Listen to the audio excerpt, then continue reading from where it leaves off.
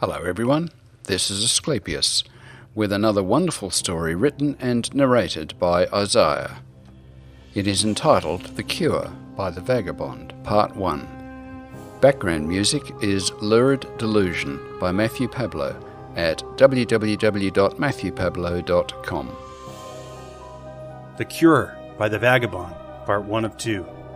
I've lived on the streets for months now after I wrote my other letters.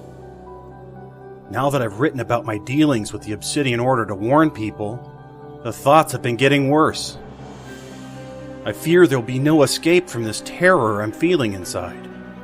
It is miserable. And I feel like I'm on the edge of an endless and eternal suffering.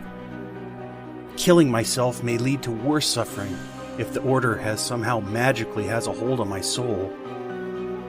There seems to be no way out. I've known of alchemists that use herbs to quiet the thoughts of madmen. I didn't want to go to them because I know that I'm fine, except for the fact that the Obsidians are pushing evil thoughts into my head. Not only thoughts, but they manipulate my mind so that I feel unexplainable rage and dysphoria that felt like an inward fire mixed with unending weakness and the feeling of not wanting to move, and yet not moving makes me feel worse. That's it. I'm going to an alchemist. I thought that maybe if I went along with the Obsidian's plot to make me look crazy, that they would leave me alone. It couldn't hurt. In fact, if I pretended that I believed I was crazy, then maybe the Obsidians would stop wasting their time with me. Maybe they'll let me live in peace so that I don't talk about them again. I should never have spoken openly about them. The strange thing is my wife found me because she was worried about me and she wanted to help me go to one of the alchemists for help. I knew this was a setup by the Obsidian Order, but at this point, I was suffering so much I didn't care.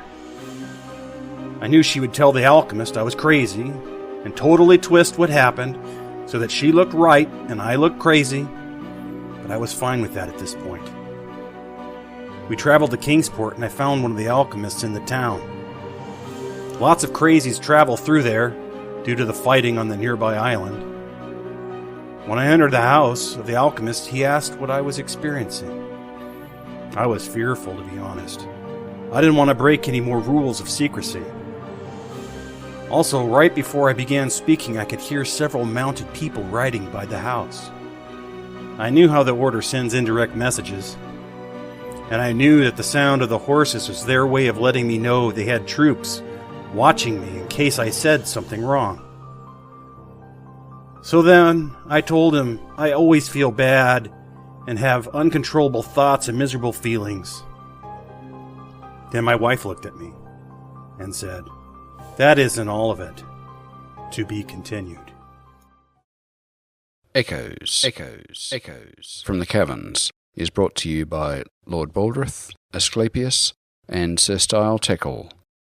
Do you have a piece that you'd like us to read? Please contact us at lordbaldrith@thecaverns.net, Aclepius@thecaverns.net, or style@thecaverns.net.